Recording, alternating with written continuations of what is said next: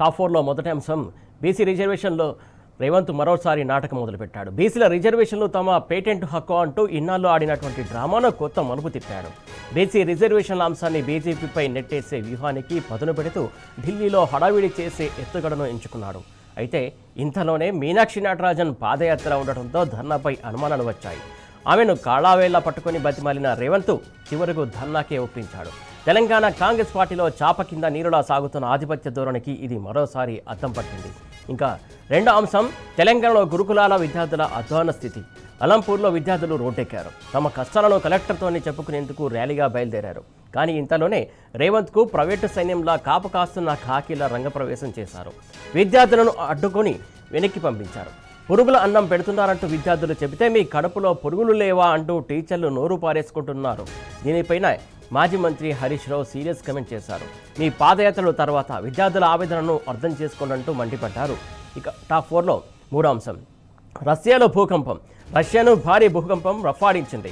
Richter scale మీద భూకంప తీవ్రత 8.8గా నమోదైంది.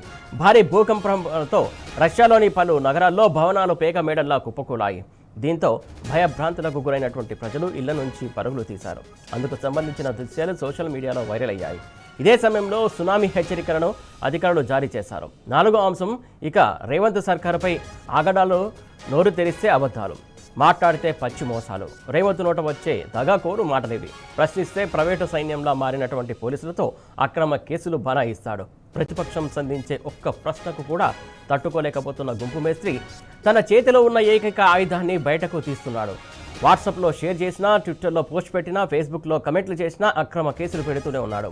ముఖ్యమంత్రిని చీఫ్ మినిస్టర్ అని కేటీఆర్ అన్నందుకు సైఫాబాద్లో కేసు నమోదు చేశారంటే పరిస్థితి ఎలా ఉన్నదో అర్థం చేసుకోవచ్చు. మొత్తంగా ఈ 4 అంశాల గురించి పూర్తి సమాచారం తెలుసుకునే ముందు టాప్ 4 న్యూస్ ఏంటో ఒకసారి చూద్దాం.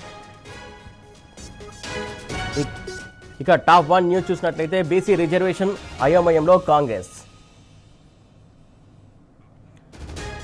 రైట్, ఇక టాప్ 2 న్యూస్ చూసినట్లయితే గజ్జాల అలంపూర్లో గురుకుల విద్యార్థుల ధర్నా.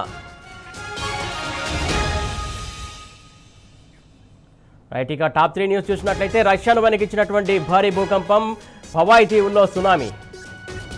రైట్, ఇక టాప్ 4 న్యూస్ చూసినట్లయితే తప్పుడు కేసులే రేవంత్ ఫార్ములా, ప్రశ్నిస్తున్న నోళ్లపైనే కేసులు.